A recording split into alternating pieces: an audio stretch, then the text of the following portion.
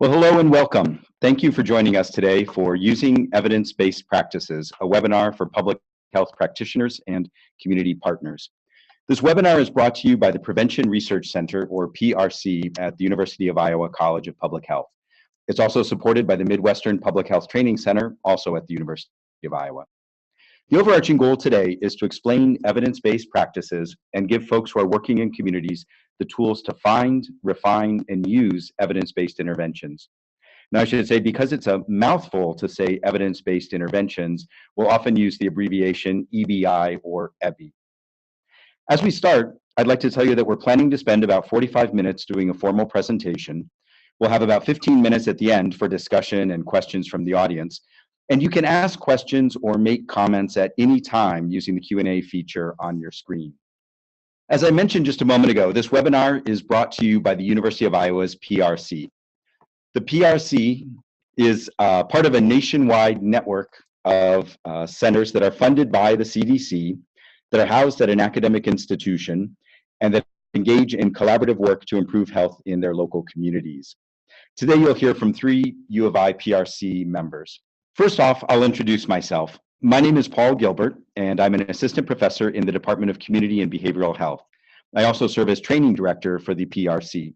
My research primarily focuses on alcohol-related disparities, such as differences in risk of alcohol use disorders by gender, race, ethnicity, or sexual orientation. A secondary line of research is focused on Latino community health in non-traditional migration destinations. And this work is chiefly where I pursue my interest in community academic partnerships. I'm joined today by my colleague, Barbara Baquero. Dr. Baquero is an assistant professor in the Department of Community and Behavioral Health. She also serves as deputy director of the Iowa PRC. Dr. Baquero's research focuses on health disparities and Latino communities with particular interest in obesity and chronic disease prevention. She conducts community-level interventions that take account of the social, cultural, and behavioral factors shaping health outcomes. And joining us is another colleague, Natasha Askelson. Dr. Askelson is an assistant professor in community and behavioral health and also holds a secondary appointment in the Health Policy Research Program at the Iowa Public Policy Center. She serves as the PRC's Communication and Dissemination Director. Dr. Askelson's work focuses on maternal, child, and family health with an emphasis on elementary school-age children and adolescents. She uses mixed methods to investigate how policy and program changes influence positive or maladaptive behaviors and ultimately shape health outcomes. Now, as I mentioned at the start, our overarching goal is to explain evidence-based public health and to give people who are actually engaged in community work the tools to find, refine, or adapt and use EBIs. But more specifically, today's webinar has 3 learning objectives, which are shown on the screen. When the webinar is over, participants should be able to explain what is meant by evidence-based public health, including some of the core concepts, describe where to look for and how to select an EBI, and they'll be able to analyze a potential EBI for barriers to successful use in their home community. So now that you know where we're headed, let's take a moment to consider where we're starting. We asked a few questions when folks registered for this webinar so that we could get a sense of the audience. And based on the answers, we see quite a bit of diversity in where folks are working. A little more than half are in local health departments, but we also have audience members from government agencies, community-based organizations, schools, hospitals, medical centers, and a smattering of other venues. We see that a majority of the audience members already have some experience with EBIs. 85% said that they've used an evidence-based intervention or program before. However, it was only about half of folks who reported feeling very confident or mostly confident that they knew where to find an evidence-based program or intervention, and a little less than half said that they were very or mostly confident that they could choose and adapt an evidence-based program. So despite some familiarity, we see room to improve or strengthen skills. So let's get started with our first topic area, which is a brief background on evidence-based public health. To give us a good foundation, we need to consider 2 questions. What is this thing called evidence-based public health, and why is it important? So starting with the first question, you'll see on the screen here a short, basic definition. Evidence-based public health refers to programs, policies, or intervention activities that have been rigorously developed, often based on theory and previous research, and that once developed have been tested scientifically to evaluate their efficacy. In short, they are the programs, policies, or intervention activities that are well designed and that have been shown to work. Now, let me give a little history. This is an outgrowth of evidence-based medicine, which started gaining prominence in the 1970s and 80s. With evidence-based medicine, the goal was, and still is, to get the best outcome for a health problem. It emphasizes making treatment decisions based on the scientific evidence and the particular situation of a patient, thereby helping clinicians make the best choices to ultimately get the best outcomes. This notion of evidence-based work carries over to public health, but there are a couple of differences. For example, public health work focuses on communities or populations rather than individual patients, and the perspective is a little different. Public health doesn't just respond when there's a problem, it also looks at prevention or ways to avoid a health crisis from developing. Or in the case that a health problem has developed, it works to limit the spread and severity of it. But in the end, the common principle of making scientifically sound decisions applies. Because there's such an emphasis on strong, rigorous scientific evidence, I should tell you a little more about that. There's a hierarchy of evidence based on how you collect the data and conduct a study, and it's often shown as a pyramid like this one on the slide. At the base, we find lower quality evidence, and this may be information that is less valid or reliable, but as you go up the pyramid, quality improves. The closer you are to the peak of the pyramid, the more you're able to make causal inferences, and your conclusions are less subject to bias or threats to validity. To give an example, the base of the pyramid consists of anecdotal evidence, which is the weakest type. This refers to isolated, one-time reports. And this could be a person telling you that they took vitamin X, Y, or Z and their health improved. That sounds promising, but it doesn't actually tell us whether the vitamins or something else was responsible for the change. Compare that to the level near the top that's labeled RCT for randomized controlled trial. And this is often held up as an ideal in health research. A contrasting example at this level would be an experimental study where a group of people took vitamin X, Y, or Z, and a second group of people who resembled the first group in every way except that they took no vitamins at all. And if you found a difference in health outcomes between the groups, you'd have high quality evidence that vitamin X, Y, or Z is the key factor. Now, for most of us, we will not be directly involved with conducting studies or producing any of this evidence, but you should know that we base EBIS and our recommended or best practices on this hierarchy of evidence. Knowing the hierarchy makes you an informed consumer. Now let's come back to the second background question. Why the emphasis on evidence-based public health? Well, you see some of the most common reasons on the screen. And first off, when you use an evidence-based program, you avoid reinventing the wheel. It's more efficient because you can take advantage of work that's already been done, and you won't risk duplicating efforts. In addition, because of the emphasis on high-quality evidence that we get through this rigorous evaluation, you will have a better likelihood of getting the results that you want when you use an EBI. In line with these two ideas, another advantage is that you can make a strong argument for devoting resources for an EBI. Given constraints such as time, funding, personnel, it often makes better sense to use an evidence-based program rather than developing something new on your own. And as many of you may have noticed in your work, it's more and more common that funders require applicants to use an evidence-based program. Lastly, there's a reason that's my personal favorite. EBIs bridge the academic and practice worlds. There's a frequent criticism that the folks at universities who research health problems are disconnected from the folks in communities who are actually working to address the problems. And it makes sense that basic research and applied work should be connected. Evidence-based public health gives us a way to do that. Now I'm going to turn it over to Dr. Askelson, who will tell us about where to find EBIs. Thank you, Dr. Gilbert. Good afternoon. So, first we're going to start with a quick poll. We want to see what kind of resources people might have used to look for evidence-based interventions. So let's get a little information from you right now.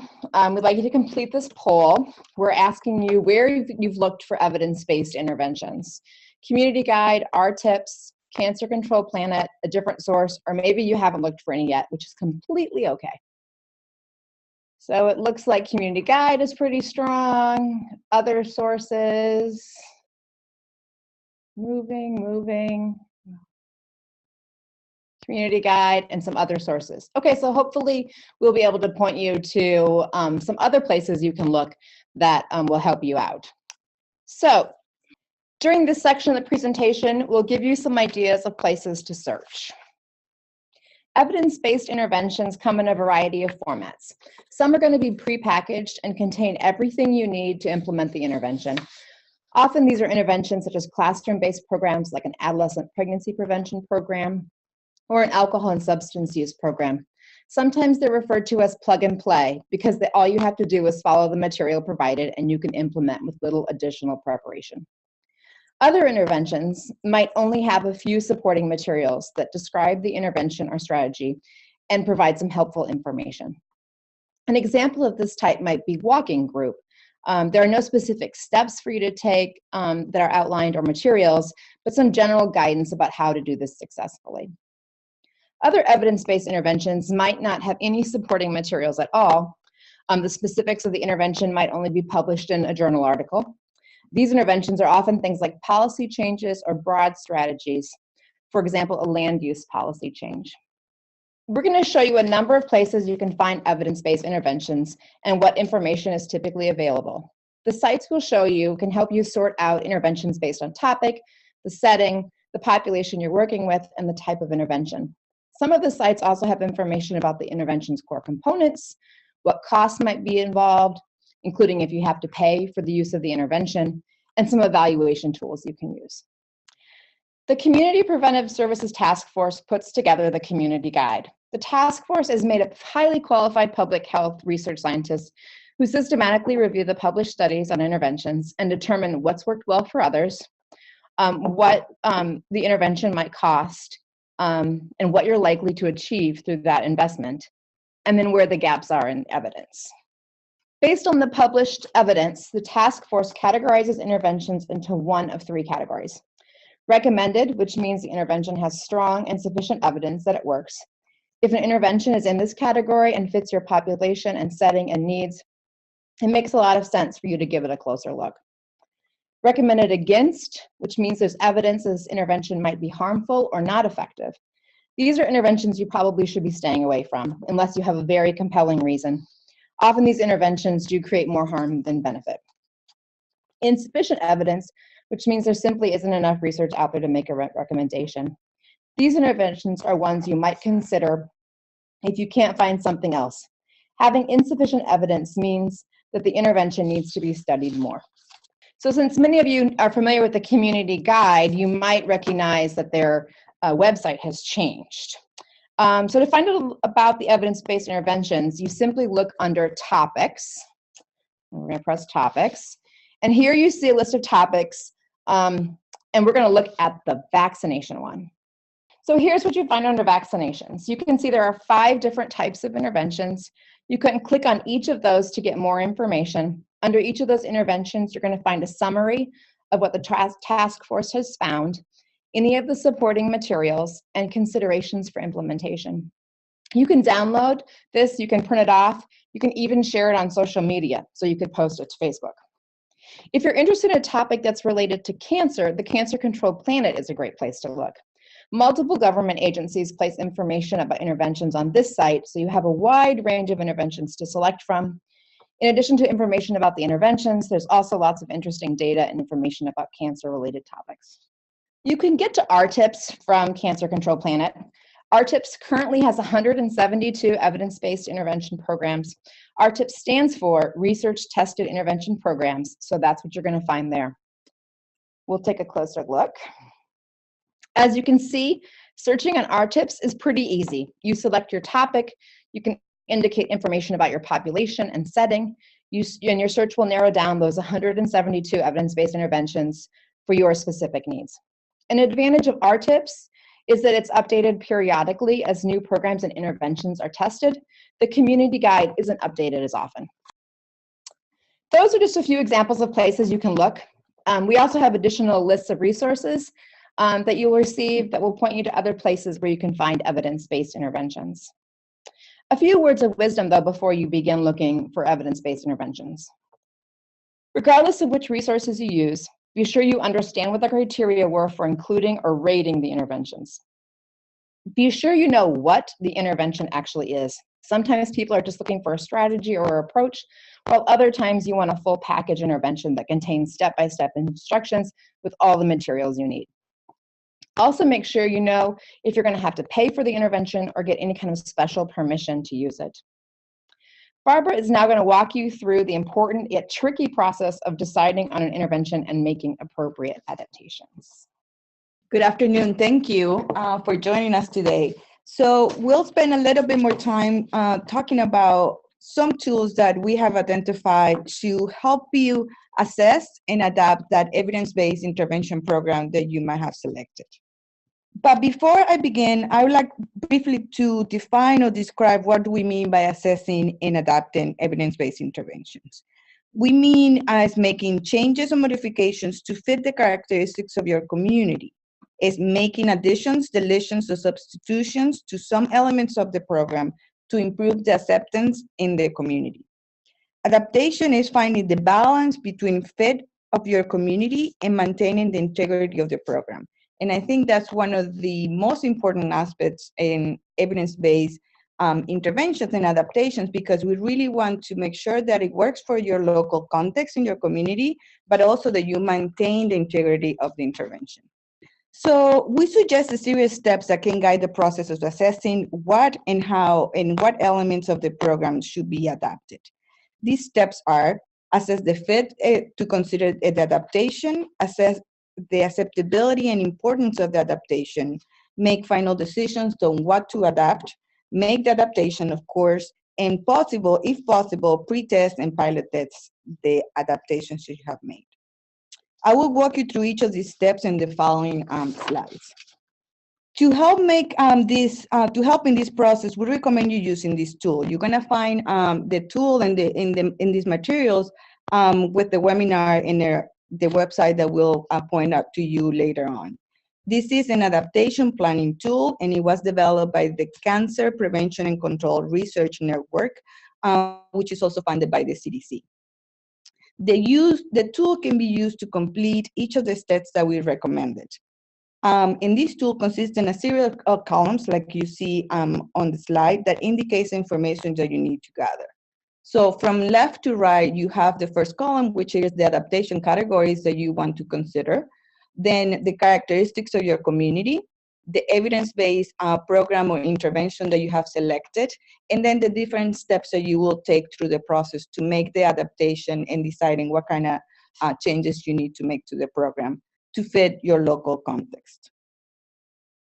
One of the important suggestions and note that we want to make here is that this tool can help you to connect with local stakeholders, end users, funders, or implementers to talk about these changes that you're planning to make or the planning of the intervention in your community.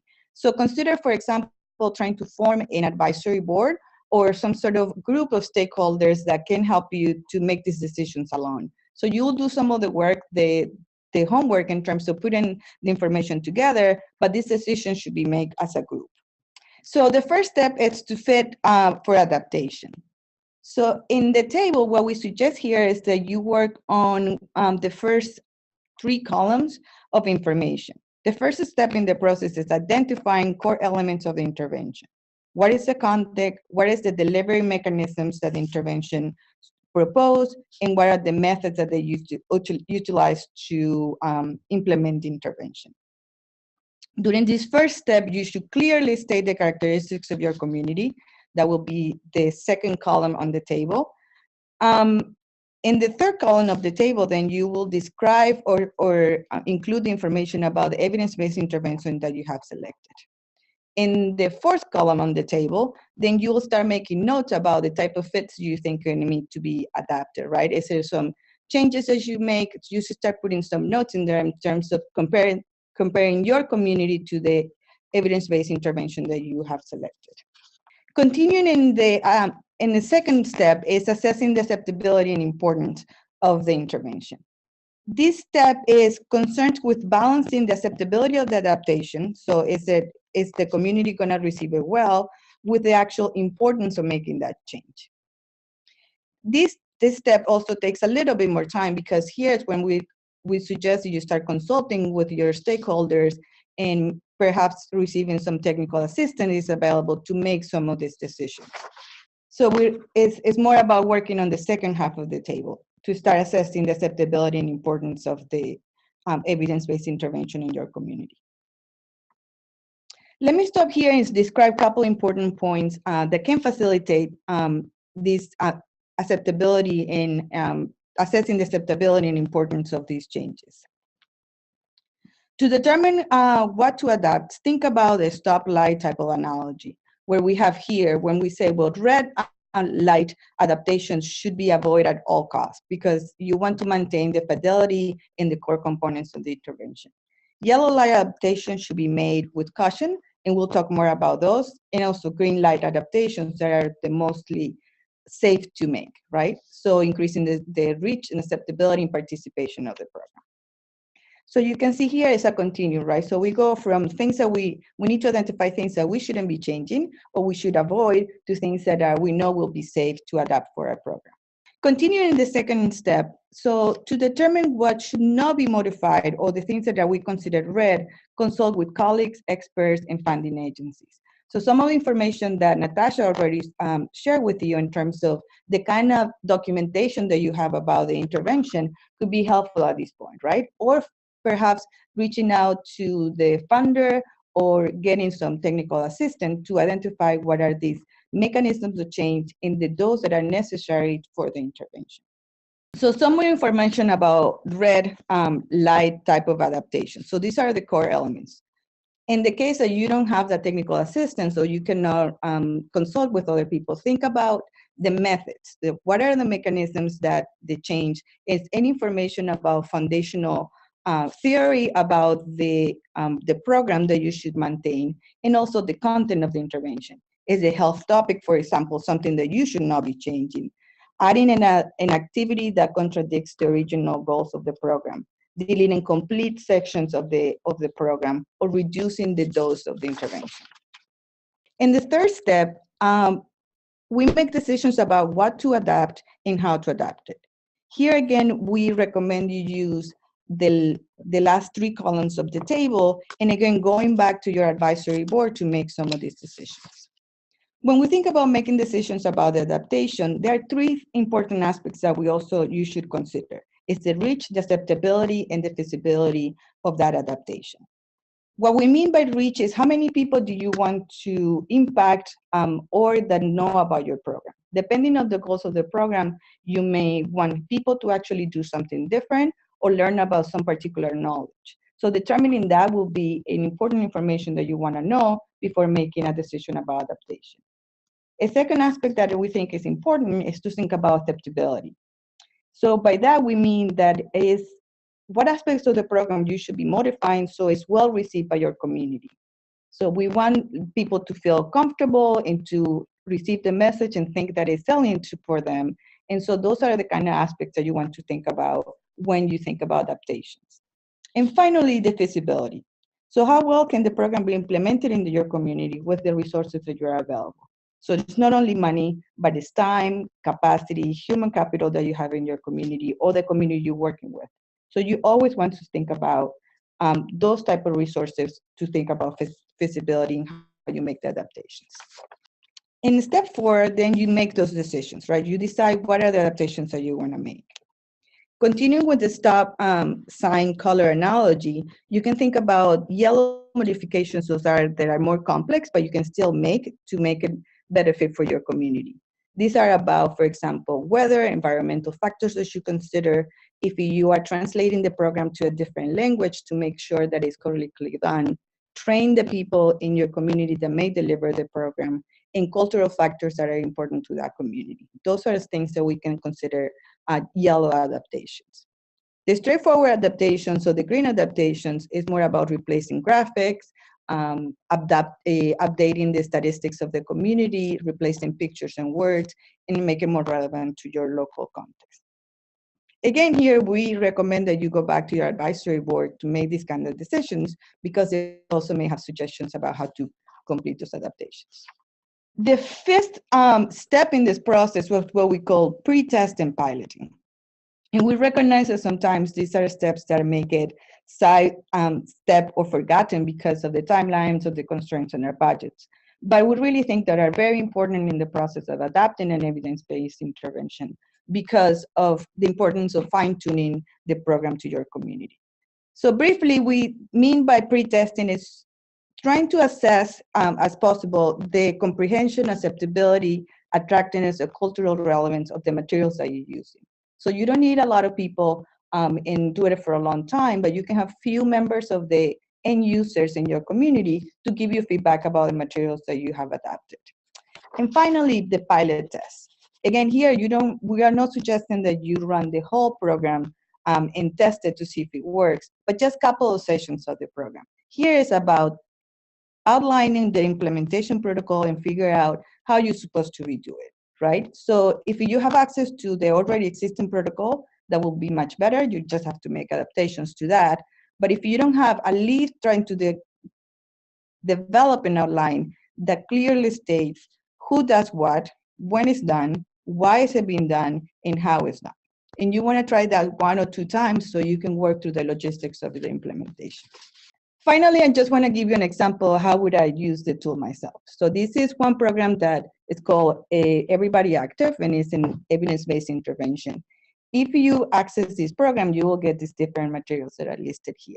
But it's basically Everybody Active help organizations to promote physical activity and healthy lifestyles in the community. Here's our tool. So what I will do is enter all the information about the community and then compare it to the evidence-based intervention. So I'm just going to go through the first sample. So in our community, we want to prevent and control heart disease. And this evidence-based intervention promotes physical activity and healthy lifestyles. We want also in our community increase physical activity in the community, and the program that we found also does the same thing. We want to work with churches and schools, and Everybody Active uses or work with community organizations. In our community, we have a rural context, and we have low funding. This other program that we selected was completed or adapted, first implemented, in an urban context and received federal funding, so a lot more funding to complete the program. The delivery mechanisms that we are planning or we think we have for our programs here is members of the community, and we need to determine the times that they are available. In the case of the evidence-based intervention that we selected, they have community health workers and they work for free or for reduced amount of money. So we just make notes in terms of how do we think those fits my community and the new intervention that I have selected. I make notes about that. I consult with people in my community, and then I start making recommendations, or we make these decisions together about things that we think we will match or that we can make changes, and things that we should not change. So for example, when we think about sub-behaviors, increasing physical activity is something important for us, but that's a critical component of the Everybody Active program, so I should not change that and should use it the way that they suggested.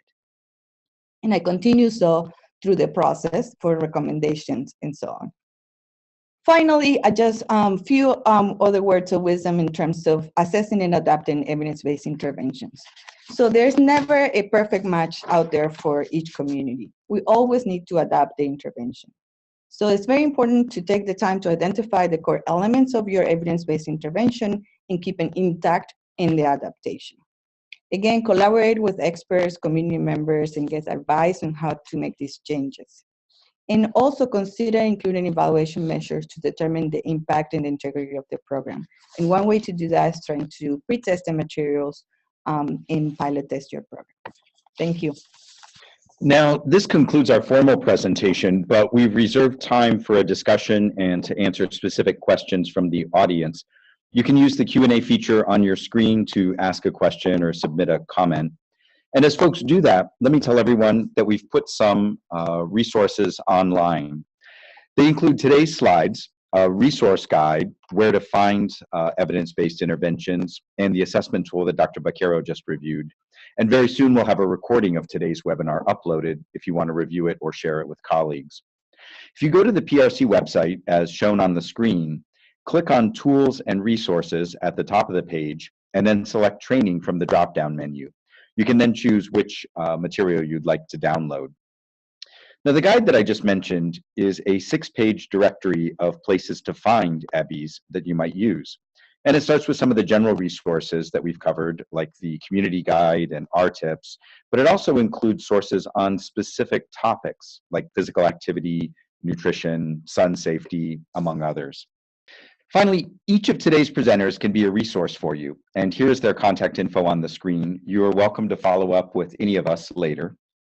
You'll also be getting a follow-up email, which will include an evaluation of this webinar, and we'd be interested in hearing your feedback. So now we can go on to any questions or comments from the audience. There's a question about where to find the guidelines. This is on the Iowa Prevention Research Center website. So it's www.public-health.uiowa.edu/PRC. You can probably just Google Iowa Prevention Research Center and you'll find it. I think I use that as a shortcut often at my desk. Now, there's another question here. Do you have resources regarding funding sources for EBIs? Oh, that's a great question. Let me consult with my colleagues here. I don't know of anything off the top of my head, and that's a real difficult question. What do you guys think? Do you know of any? I think it's a difficult question because funding agencies are reluctant to fund something that's been proven effective. They want to fund something new. So yeah, I guess it's a partner. Oh, there's more. So there is funding to use evidence-based interventions, I guess, right? So I guess it's more of the question is developing an evidence-based intervention the question, or using it for the community, I guess. I guess there may be a bit of a chicken and the egg situation here, because a lot of times, and in fact more and more recently, we're seeing funding opportunities that say you must use an evidence-based intervention. But if you aren't responding to a specific funding opportunity, if you have an idea, you want to do a project in your community, you know what you want to do, but you're not sure who's going to support it. I guess that really is the question, and I don't have an easy answer. At least to my knowledge, there isn't a directory of funding resources like that. I would think that is, and I know there are other questions, so we want to move on, but that funders will be more likely to support a program that is sort of informed by evidence-based interventions. So I think that's a positive, finding the right home for your idea. Now, we've had another question here about adapting policy interventions rather than something where you're doing an intervention activity, say in the community, in schools or whatever. Do you have any advice on adapting policies? I think you'd follow very much the same strategies that Dr. Vaquero outlaid. You're going to want to know whether what you're adapting is going to be a red, a yellow, or a green. I think that the outcome changed, right? So it might not be that you are trying to get your community members to eat more fruits and vegetables, for example, but in this case, you might actually want your local, city council to pass an ordinance in the community. So the outcome and the deliverable, I guess, that you have in your program is a little bit different. It's a policy, right? But I think maybe going through the process of figure out how do you adapt an example from another community, you can still use the strategies that we suggested today or that we presented today, and it might be similar. Now, I just got a message from one of our colleagues here that there's an extra resource for identifying EBIs. It's called What Works for Health, and is part of the county health ranking program at the University of Wisconsin. So I think if you just Google or search What Works for Health, University of Wisconsin, you should be able to find it. But from what I understand, it has other evidence-based interventions that have not yet made it into the community guide. Now, another question here is, in designing an EBI for a public health program in a community, is there a guide for monitoring and evaluating it? there are definitely tools out there to also that you can use to decide how do you going to monitor and evaluate. But it was very hard for us to decide today how far do we go into talking about evidence-based interventions. But I guess that will be the natural next step, is to give you more information and strategies on how do you think about, after having adapted the intervention, thinking about monitoring and evaluation, which is important. So there's definitely tools out there. I would recommend going back to even the resources that Natasha presented today, and that you're going to find in the materials that we share with you, because they will have information on assessing and monitoring the interventions. And some interventions will even come with evaluation tools in them. Right. Mm-hmm. There was a quick question here about whether the community guide shows updates on evidence, and yes, it is regularly updated. And another question here, do you capture information from this geographic area around EBIS that have been successful in communities and sharing their stories or successes for others to see, along with contact information for their project managers? So I think, excuse me, that question is more about finding out what folks in your region, geographical area have used and what has worked. Is that correct? Is there a resource like that? We don't, but that's an excellent idea for something for us to put on the Prevention Research website. Mm-hmm. We could feature people. They could even be resources for others. Right. But I know the CDC would have something like that. So on a national level, they do work around, highlighting communities that have done good work on adapting the interventions and the kind of programming. So I usually, send people to the CDC first to sort of find national examples of some of the work, but we definitely should consider doing it at the Iowa level too. Okay, let's see if there are any other questions or comments. If we discover any new resources or with our evaluation that will come out in our follow-up email in a couple of days, we can include the links or anything else, any of these other resources. All right, are there any other questions or final comments? Somebody else just contributed another resource, an AHRQ, Healthcare Innovations Exchange. We'll add that to our resource list that you can download from the website and include that in our follow-up email. Well, if there are no other questions, we will start to wrap up here. You will be able to, as I said, download the slides, the resource guides that we mentioned. There'll be a recording posted so you can review this. You can also contact any one of our presenters today for follow-up questions or assistance if you're planning or in the middle of adapting an evidence-based intervention or program. So thank you all for tuning in today, and we appreciate your attention. Thank you. Thanks.